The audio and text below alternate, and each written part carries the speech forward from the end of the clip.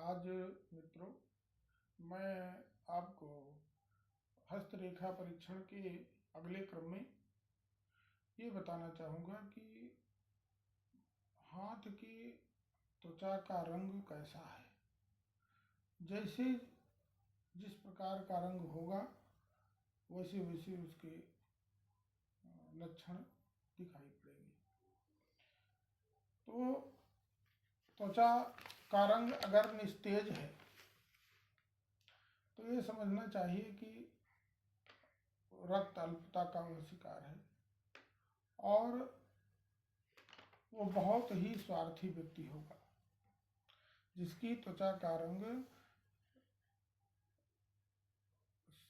एकदम निस्तेज है। ऐसा नहीं कि कुछ लोग काले होते हैं, कुछ गोरे होते हैं, कुछ सामान्य कलर के होते हैं। उस जो जिस कलर का है, जिस रंग का है, उसी रंग में उसकी त्वचा का जो रंग होता है वो निखार होना चाहिए। अगर वो निस्तेज है, उसमें कोई निखार नहीं है, तो उसे समझिए कि वह स्वार्थी व्यक्ति होने के विशेष लक्षण हैं। और अगर त्वचा पीली हो गई है या पीली कलर का उसकी त्वचाएं हैं तो समझना चाहिए कि वो पित्त रोगी होगा या तो, और दूसरा वो धूर्त अवश्य होगा।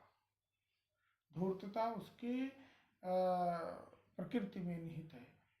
तो इस तरह से उसका परीक्षण करना चाहिए। तो तीसरा अगर देखिए तो कुछ लोगों की त्वचाएं गुलाबी कलर की होती हैं और रंग बिरंगा होता है। तो जिनकी त्वचाएं रंग बिरंगी होती हैं या गुलाबी कलर की होती हैं वो बड़े सुसंयमित व्यक्ति होते हैं और उनका प्रसन्नचित्त रहना स्वभाव होता है।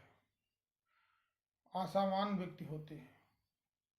और जिनके हाथ की त्वचा लाल रंग की होती है वे ऊर्जा से तो भरे होते हैं लेकिन बड़े जल्दबाज होते हैं, हर काम जल्दबाजी में करते हैं। और जिनकी त्वचा का रंग अत्यधिक लाल होता है तो समझ लीजिए कि वो हिंसक व्यक्ति है, उसकी मनोवृत्ति हिंसा प्रिय है, क्रोध आना स्वाभाविक है और मूर्छा रोग का शिकार कभी भी हो सकता है। लेकिन ये लक्षण जो मैंने आपको बताया, ये लक्षण सभी व्यक्तियों में दृष्टिगोचर नहीं होते। खास करके वो जो मजदूरी करते हैं, हाथ से मेहनत करते हैं, लोहार जैसे घर चलाते हैं या फावड़ा चलाते हैं या हाथ से काम करते हैं, जो मेहनत करके मजदूरी करके कमाते हैं, उनके हाथों में घट्टे पड़ जाते हैं, त्वचाएं ऊपर की मर जाती हैं। तो ये सब लक्षण जो है उनके लुप्त हो जाते हैं। तो ऐसे लोगों के पिछले हाथ के पिछले पृष्ठभाग का की त्वचा का देख करके आकलन किया जाता है। इसके अलावा जिनकी त्वचा अत्यधिक चिकनी होती है और मुलायम होती है वो निश्चित रूप से कभी न कभी बात रोग के शिकार होते हैं और गठिया हो जाती है। और जिनकी त्वचा सूखी हो और कम पसीना आए, ऐसे लोगों की त्वचा का रोग हो सकता है या फिर उन्हें बुखार कभी भी आ सकता है या बार बार बुखार आए, इस तरह की चीजें लक्षण होते हैं।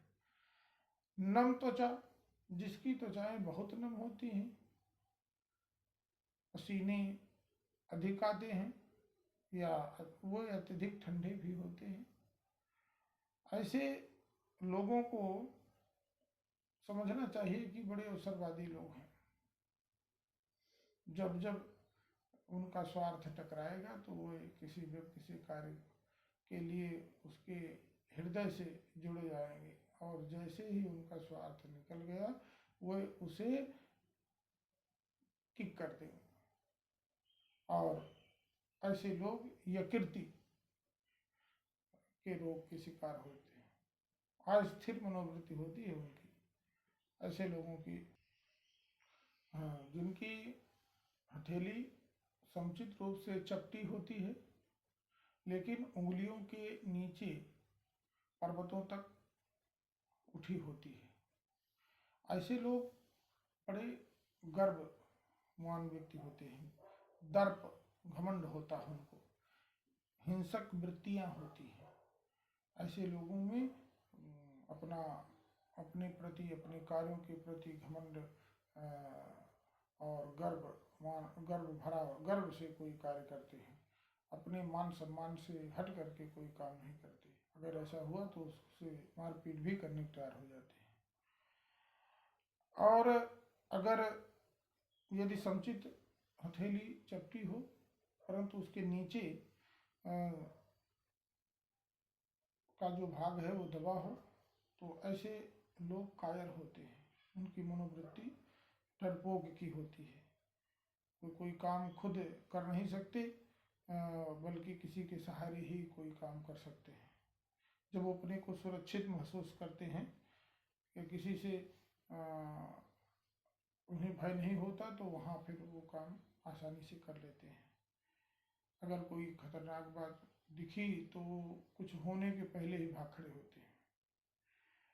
ऐसे लोगों के हाथ जिनके समुचित हथेली मामूली सी खोखली हो और जातक पर उसका कोई विशेष प्रभाव न दिख रहा हो तो ऐसे लोग एक तरह से निष्क्रिय होते हैं। उनका कोई वजूद किसी भी कार्य में बड़ी भूमिका नहीं होती। तमाशबीन कहा जा सकता है। जीवन रेखा की ओर अगर खोखली हथेली है तो जातक को घरेलू अशांति का सामना करना पड़ता है। बार बार घर में कलह विवाद हो सकता है। मस्तिष्क रेखा की ओर अगर खोखलापन है तो उसे मस्तिष्क रोग या मूर्छा रोग भी आ सकता है।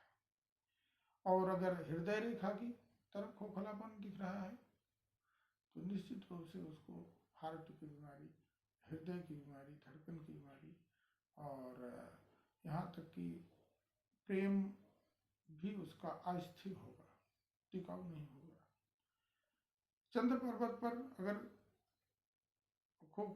अगर खोखली दिख रही हो तो ऐसे व्यक्ति अधीर और शीघ्र उत्तेजित होने वाले अथवा मानसिक यातना से पीड़ित होने वाले व्यक्ति होते हैं। साधारण रूप से खोखली हो तो फिर ये दिखता है कि असफलता इनको मिलेगी। किसी कार्यों में इनको विशेष सफलताएं नहीं मिल सकती। हथेली के पास ऊंचे पर्वत या पर्वतों के कारण वास्तविक रूप से खोखली हथेली का सामान्य आकार की खोखली हथेली के बीच भेद होता है। इसको सावधानी से देखना चाहिए। खोखली और सामान्य खोखली मंगल क्षेत्र होता है। मंगल क्षेत्र में त्रिभुज है या वर्गाकार है या आयताकार है, क्या बन रहा है, इसका भी निरीक्षण करना आवश्यक होता है। मैं अगली वीडियो में आपको ये बताऊंगा कि नाखून देख करके किसी का परीक्षण कैसे करेंगे। हस्तरेखा परीक्षण में नाखून की भी बड़ी भूमिका होती है। इसे हम आपको अगली वीडियो में बताएंगे। आप हमारी वीडियो को सब्सक्राइब करेंगे, लाइक कमेंट करेंगे तो जितनी वीडियो हैं एक एक करके आती रहेंगी, आपको दिखाई देंगी। यूट्यूब पर आप जाइए और इसे सब्सक्राइब कीजिए और जो मैं बता रहा हूँ उसे देख करके अपने मित्रों का हस्त परीक्षण कीजिए, अपना खुद देखिए और उससे आप लाभ उठाइए। जय श्री कृष्ण। जय गणेश।